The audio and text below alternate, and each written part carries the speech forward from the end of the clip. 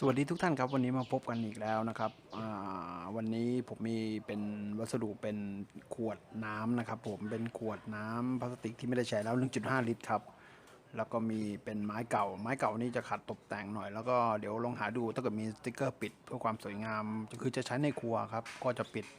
ผิวให้มันดูเรียบร้อยหน่อยครับมันค่อนข้างมอมดีกว่าไปทาสีนะครับมันรวดเร็วกว่าแล้วมันไม่มีกลิ่นเหม็นด้วยครับแล้วทีนี้ก็เป็นขวดก็จะตัดทำที่ใส่เป็นถุงพลาสติกหลายขนาดนะครับผมแล้วก็แยกประเภทการใช้งานไปครับโอเคครับติดตาม